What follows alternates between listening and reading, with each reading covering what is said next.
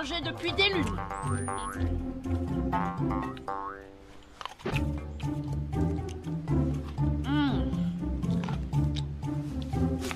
Elles sont succulentes. Attrape, petit tonnerre.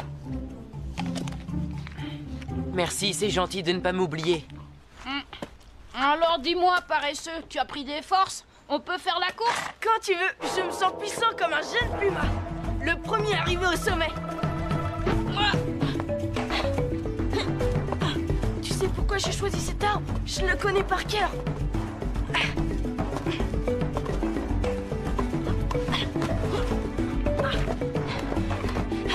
Personne en vue. C'est presque trop facile pour moi. Pauvre Yakari, il n'avait aucune chance de toute manière. Ah! Mais c'est pas possible. Comment t'as fait? T'as triché, non? Ben non, j'ai gagné. C'est ça. Yakari grimpe plus vite aux arbres. Yakari tire mieux à l'arc que les autres. Yakari sait mieux pister les bisons. Ça ne sert à rien de t'énerver. Je suis meilleur que toi, c'est tout. Eh ben, puisque c'est comme ça, Yakari, le meilleur, n'a qu'à jouer tout seul. Attends!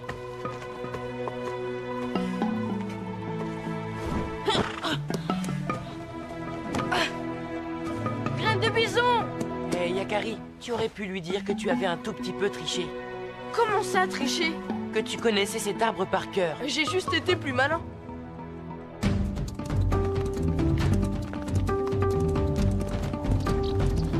Yahoo! Nous sommes les maîtres du vent. Yaha! Vole, cerf-volant! Vole comme un aigle! Petit tonnerre, prêt pour le grand tourbillon? Ah, tu aimes la vitesse?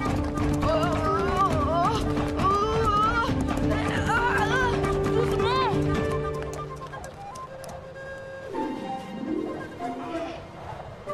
Oh!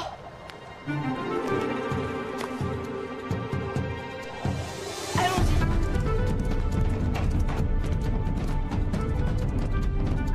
Mon cerf-volant, il va falloir que je grimpe de nouveau.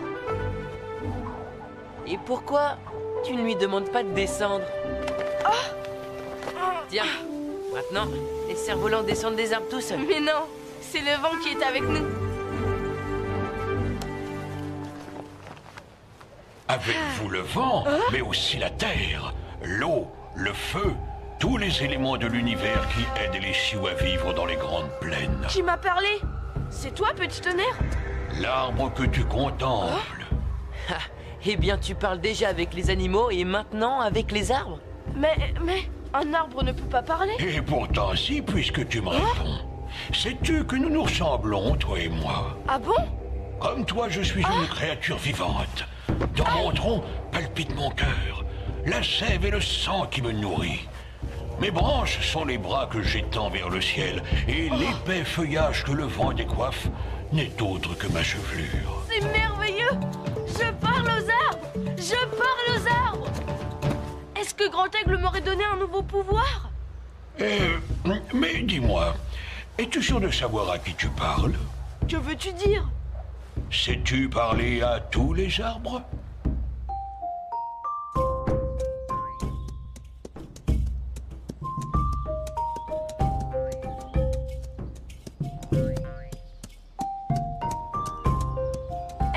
Le cèdre! Parles-tu toi aussi comme ton frère le chêne?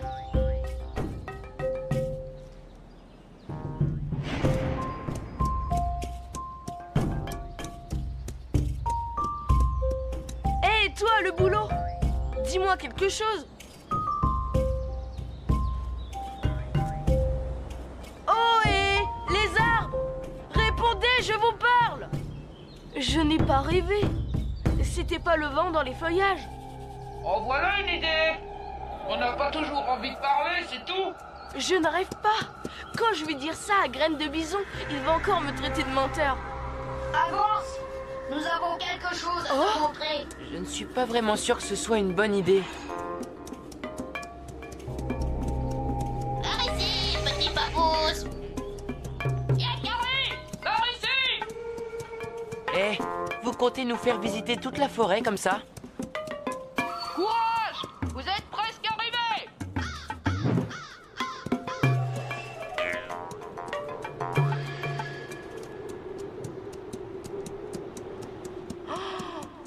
d'arbres couchés. Waouh!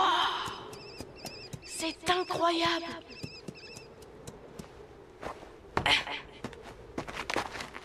Mais ce n'est pas du bois. Il est en pierre. Comment est-ce possible? Ce sont pourtant des arbres très anciens. Pendant des millions d'années, l'eau s'est infiltrée dans les troncs, déposant des minéraux qui ont remplacé lentement le bois qui pourrissait. Et c'est ainsi que le bois s'est transformé en pierre. Mais alors, les arbres sont devenus immortels? Ils sont devenus des fossiles. Un arbre, même en pierre, a besoin d'amour et de protection. Promets-moi de veiller sur eux. Oui, d'accord. Mais pourquoi?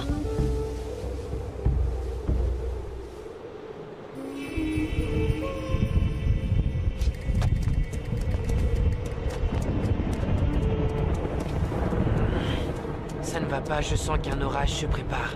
C'est curieux. On dirait qu'il a éclaté. Et celui-là aussi. Oh, qu'est-ce qui a pu faire ça? Oh, calme-toi, petit tonnerre. Là, tout doux. Attention!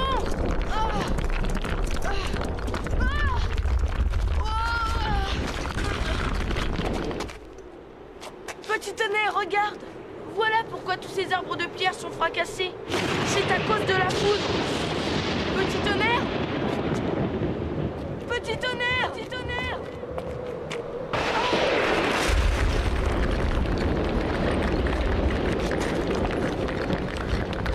Oh non, toute la forêt de pierre va être dévastée, mais je ne peux rien faire contre la foudre. La foudre ne frappe pas n'importe où. Grand aigle! Elle frappe l'endroit le plus élevé. Essaie de détourner son feu mortel en l'attirant plus haut dans le ciel. Plus haut dans le ciel, plus haut que les rochers. Le cerf-volant.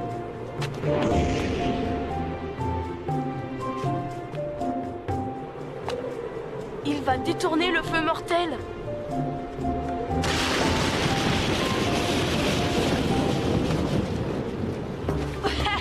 Ouais, le cerf-volant a attiré la foudre. J'ai sauvé un arbre de pierre. Mais je n'ai plus de cerf-volant. Comment je vais faire pour protéger les autres arbres?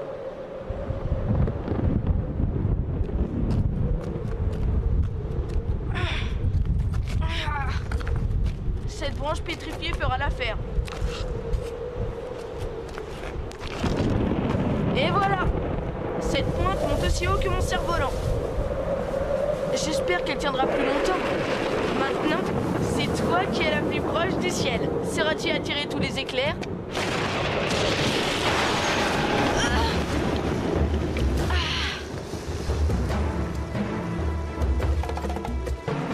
Yahoo! Merci, Grand Aigle, merci! Nos esprits sont plus rapides que les éclairs. Nous avons dompté la foudre! Petit tonnerre!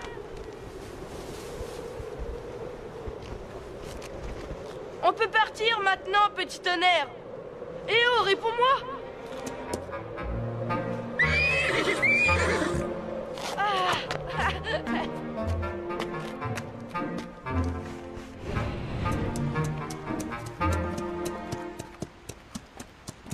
Tu ne devineras jamais ce que j'ai fait pendant que tu te cachais. Bravo, Yakari. Tu as intelligemment sauvé mes frères de pierre. Ah, je voudrais te serrer dans mes branches. Mais comment sais-tu? Tu n'as pas pu me suivre? Je le sais. Parce que nous sommes de la même tribu. Ah, Rock, tranquille. Et parce que t'es un gros naïf. Graine de bison. Mais alors, ce n'étaient pas les arbres qui parlaient et toutes ces voix? On t'a bien eu. C'était nous. Je vais t'expliquer. Après notre dispute, je suis parti vexé. Bien décidé à me venger de ton mauvais tour.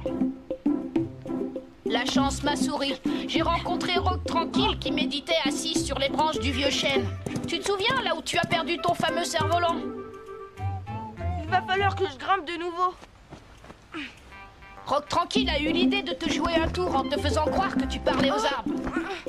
Ensuite, C'est moi qui t'ai entraîné jusqu'à la forêt de pierre, en sautant d'arbre en arbre sans me faire voir. Et ça, c'est ma voix d'arbre. Vous m'avez bien eu. Ça me servira de leçon. Mais, Rock tranquille, tu grimpes encore aux arbres à ton âge? Ah, vieillir n'empêche pas de s'amuser, heureusement. Les blagues de Papouze sont d'excellents remèdes pour conserver ma vieille carcasse en bonne santé. Je ne voulais pas seulement m'amuser, je désirais aussi te rendre attentif aux arbres et à tout ce qui vit sur cette terre. C'est réussi. Je sais maintenant que les arbres ne parlent pas, qu'ils soient de bois ou de pierre. Mais j'ai aussi compris que si on sait l'écouter, la nature a beaucoup de choses à nous apprendre.